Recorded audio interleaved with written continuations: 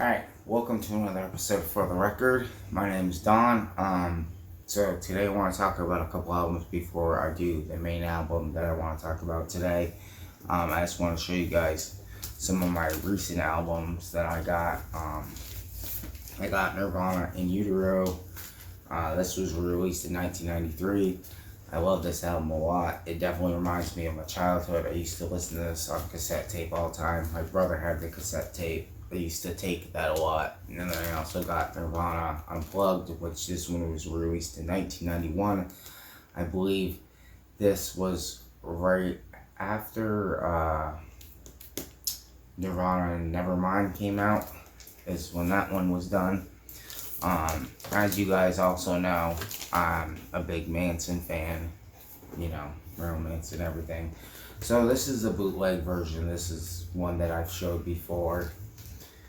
I like it, but it's super thin. Like, this is basically just used cardboard. It's on red vinyl, which is really good. Like, the vinyl is perfect, but it doesn't have the proper label.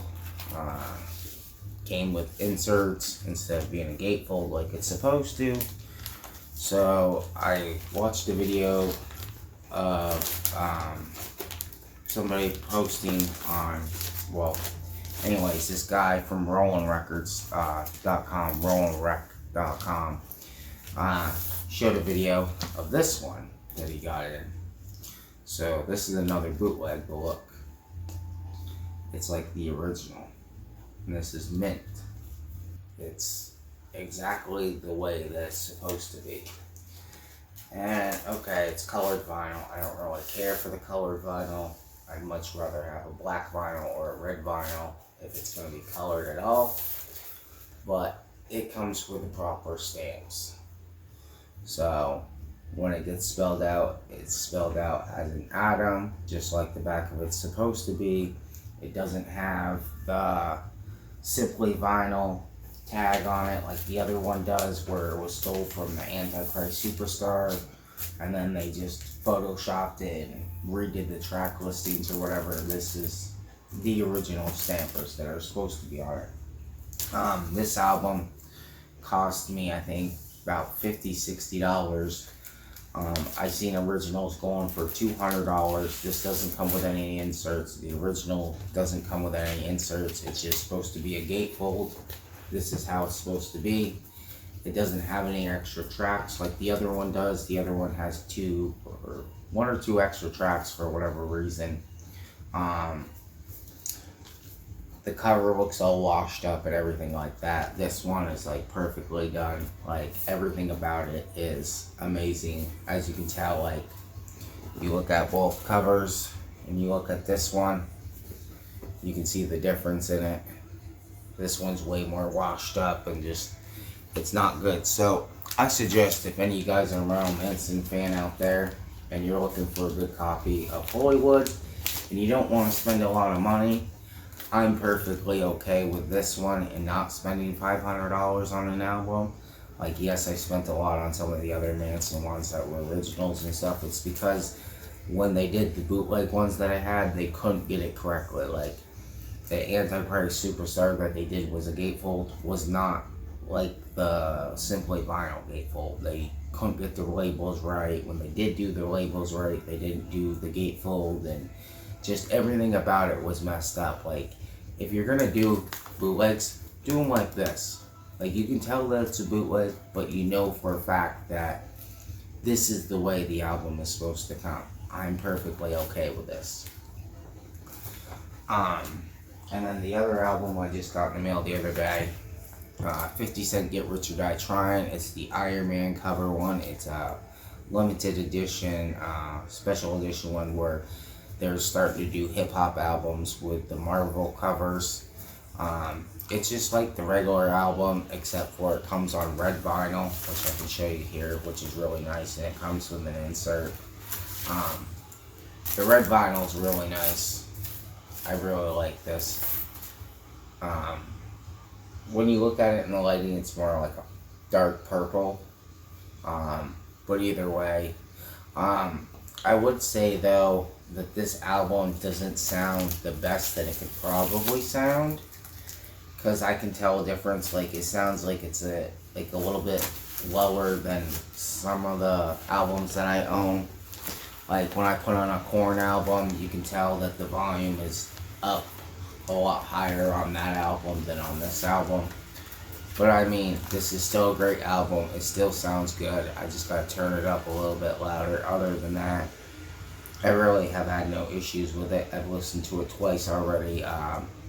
This was an album that I listened to all the time when I was in high school on my senior year. I remember when this album came out, I used to have one of those Sony Walkmans, and it never left my Walkman for at least like 2 months. So today's album I wanted to talk about is KoRn Fallow The Leader. This is their breakthrough record. This is where they got super famous. This album was released on August 18th, 1998, and it was recorded March through May of 1998. The album peaked at #1 of the charts, including Billboard 200, with 268,000 units sold its first week. Fallow The Leader was considered by members of the band their most commercial success album, being certified 5 times platinum by the RIAA. The singles Got the Life and Freak on a Leash both charted more than 3 charts. Their music videos are considered to be their first music videos retired from MTV, most notably TRL. Critics gave it positive reviews. There was 14 million copies sold worldwide, and this was praised by AllMusic, saying the album is an effective follow-up to their first 2 all-metal landmarks. The Family Values tour was used to promote this album. When they did the Family Values tour, is right before the album came out, and then they went on tour. If you've never seen the Family Values tour, I definitely highly suggest checking this DVD out. This has a lot to do with around that same time, right after Fallow The Leader came out. I was actually supposed to go to this when I was a kid. I was never able to because of certain things going on. Like, we went to go get tickets. I had the money. I got the money off somebody that I probably shouldn't have borrowed money from. I ended up getting caught by like my mom and his mom, and then everybody got in this like little fight about it, and it was like, yo, I'm just trying to go to a concert. Like, I didn't really care how I got there as long as I got there, because, you know, kids will be kids. I believe this one's 140 gram. The first 2 were done by Music on Vinyl. This one is not a Music on Vinyl, but it is all black vinyl. The only difference is on this one, it doesn't have the dead space in the beginning, unlike the CD where it does like however many tracks before it starts off. And then the CD has Earache My Eye with Cheech on it. The vinyl does not, which is kind of disappointing. It also came with these sleeves that the actual album was in. And as you can see, it's just like paper. I hate these things. And I don't even like the fact that it's black and white either. Like, I feel like that's so stupid. Like, if you're gonna print it, fucking print it in color. Like, I remember the fucking booklet was color in the goddamn CD, but the vinyl is not. Like, I feel like the vinyl should be worth more. And then same thing with like this one. And I feel like there's definitely enough dead wax right here before the album ends that they could have put that song on there. I mean, if you look on each side, there's definitely enough dead wax where they could have made it fit, but they chose not to for whatever reason. This album sounds fucking fantastic. I've definitely listened to this more than a couple times. It's definitely one of my favorite KoRn albums. KoRn's first 4 albums are my favorite. I've said it before and I'll say it again. They're definitely the albums that mean the most to me. I still like KoRn, don't get me wrong. I love KoRn, but these ones mean a lot more to me than the other ones. So, I mean, it's just the way it is. Like, I love this picture too right here. I used to have these pictures hung up on my wall when I was a kid because they were featured in like Heavy Metal magazine, and I forget the other name of the other magazine that I used to get all the time. But there was quite a few of them.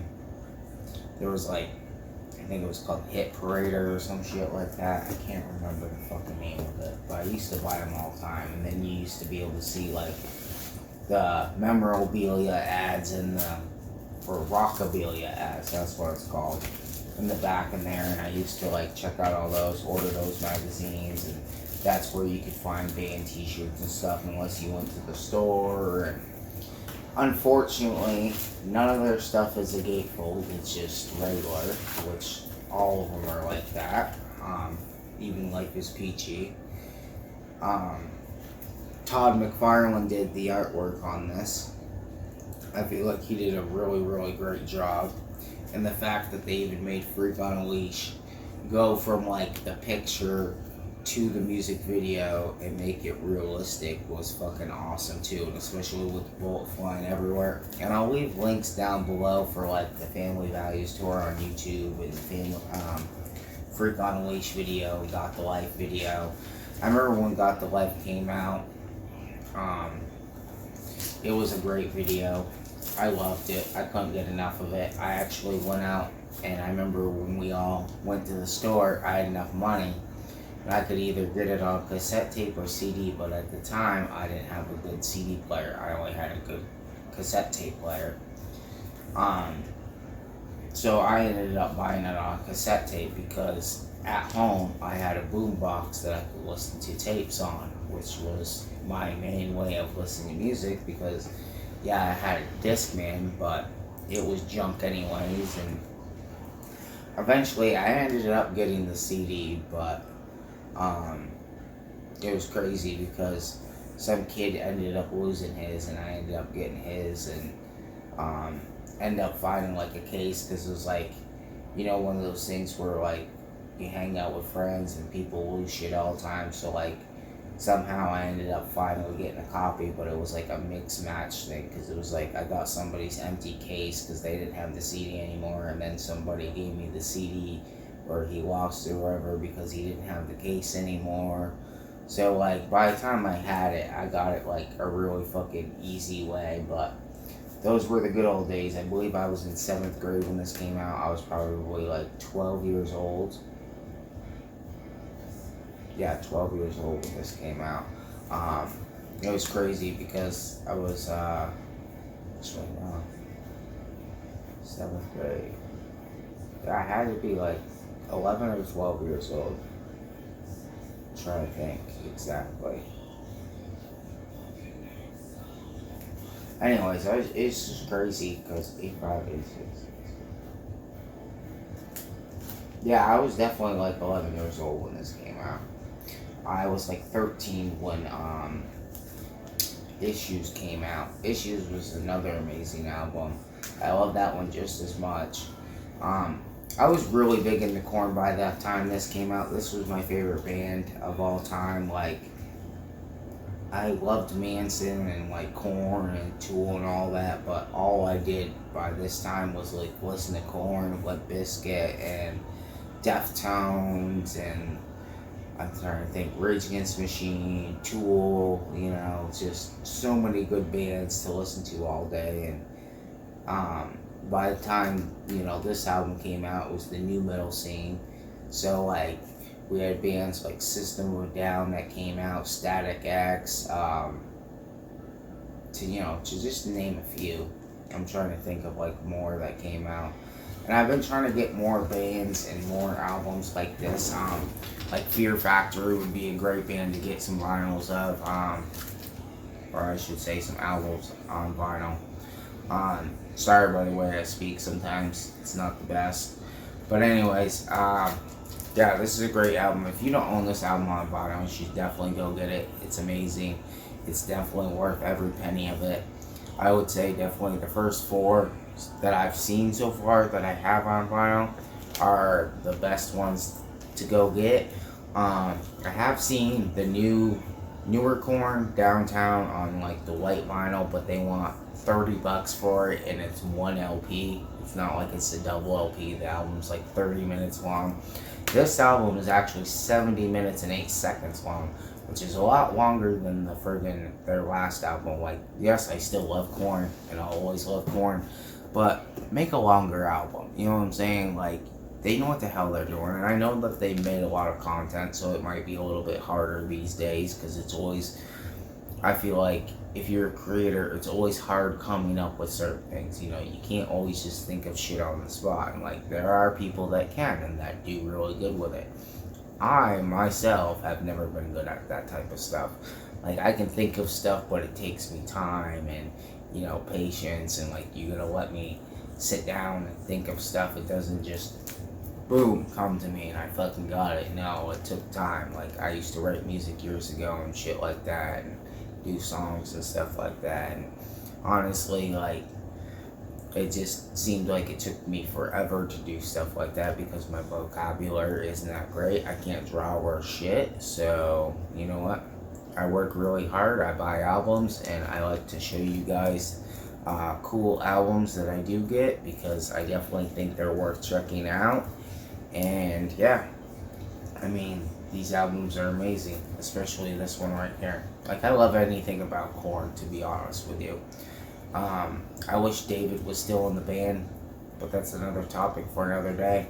I hope you guys are doing good with the whole COVID thing, staying safe, stay inside if you need to. Hopefully a lot of you guys are still working, still able to buy albums. I'm grateful for the life that I have, and that I'm still able to buy albums and stuff like that. Oh, on one note, definitely check out my video from, I would say, like 2 or 3 weeks ago. I have a vinyl giveaway going on. You can win Marilyn Manson album. There's a video on it. Watch the video, do all the steps in the video. If you like this video, hit the like button, subscribe to my channel if you haven't already. I just hope you guys are staying safe, doing good. I love all you guys. I like all the support. And my t-shirts are live right now for pre-order. I only need to sell 7 more, so I believe there's like 10 days left, so get at that, alright guys? Have a wonderful day. Peace.